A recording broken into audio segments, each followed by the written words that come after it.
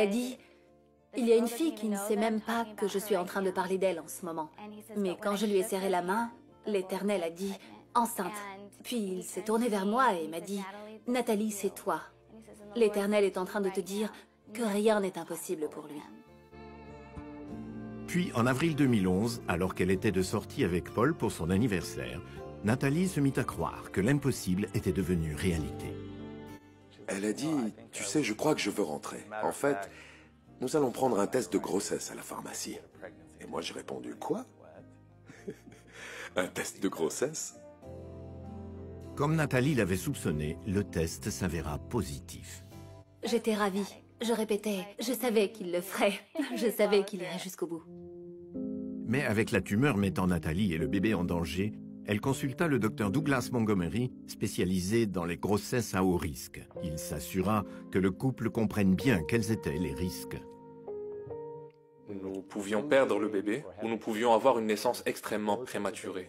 Ou il pourrait y avoir des complications médicales chez Nathalie, qui exigeraient de mettre un terme à la grossesse. Sa vie est en danger. Le bébé n'est pas encore viable, mais nous serions tout de même obligés de l'accoucher pour sauver la vie de la mère.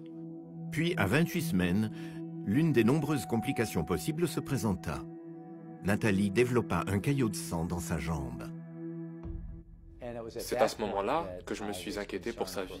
Parce que si ce caillot éclatait et atteignait ses poumons, il était assez grand pour qu'elle puisse mourir de ce que nous appelons une embolie pulmonaire en selle. Et c'était très inquiétant pour moi à l'époque.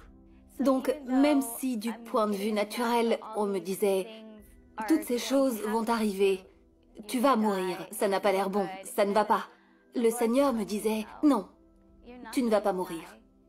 Tu es en bonne santé, tu es pleine de vie.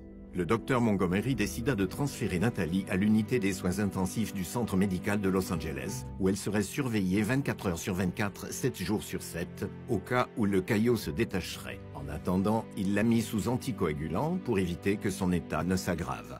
Il m'a dit qu'il ne voulait pas que je meure, mais qu'il lui semblait que c'était bien parti pour arriver. Alors je lui ai dit, docteur Montgomery, je ne vais pas mourir. Je ne suis pas arrivée jusque-là pour que ça finisse comme ça. La prochaine fois que vous me verrez, je tiendrai mon bébé dans mes bras et la tumeur aura disparu. Une fois sur place, Paul resta à ses côtés, jeûnant et priant pour sa femme et son enfant à naître. Je dois me présenter devant le Seigneur parce que je ne sais pas quoi faire. Je sais ce que j'ai l'impression que le Seigneur dit. Je sais ce que les médecins disent. Et je sens aussi la lutte entre la foi et la peur. Après 2 semaines, un des médecins de Nathalie se présenta avec les résultats d'une échographie. Le caillot avait disparu. Elle m'a dit, oh, cette héparine a dû marcher, mais vous m'aviez dit que ça n'enlèverait pas le caillot de sang. Vous aviez dit que ça l'empêcherait juste de grossir. Et elle, je ne sais pas ce qui s'est passé. Sur quoi j'ai répondu, moi je sais, c'est Dieu. Le 19 octobre 2011, Heaven Faith Valcarcel naquit par césarienne, pesant 1,7 kg. Elle était si réelle.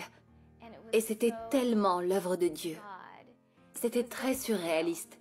Ça n'a été possible que par la promesse de Dieu. Du point de vue naturel, c'était impossible. Mais par le spirituel, c'était possible. Me retrouver père pour la première fois avec ma petite fille, c'était vraiment fabuleux. 2 mois plus tard, Nathalie subit une hystérectomie pour enlever la tumeur qui avait atteint les 8 kilos. Ce qui est vraiment remarquable, c'est la foi de Nathalie. Non pas à travers une simple grossesse, mais pendant 5 ou 6 ans, et puis assumer tous les commentaires négatifs et tous les risques auxquels elle a dû faire face. Je suis vraiment frappé par la façon dont Dieu a œuvré à travers elle. Elle a fortifié ma foi en faisant cela. Heaven est une petite fille en bonne santé qui aime Jésus. Pour Nathalie et Paul, elle est la preuve vivante que Dieu entend leurs prières. Nous croyons en un Dieu qui a fait plus grand, voyez-vous. Il l'a fait avec Jésus. Et il dit simplement, crois-moi, fais-moi confiance, regarde-moi, connais-moi. Parce que nous ne pouvons pas tout faire par nous-mêmes. Jésus est la réponse à tout. Et parce que je savais que je pouvais avoir confiance en ses promesses, je lui ai fait confiance jusqu'au bout. C'est le seul qui peut vous tirer d'une situation de ce genre.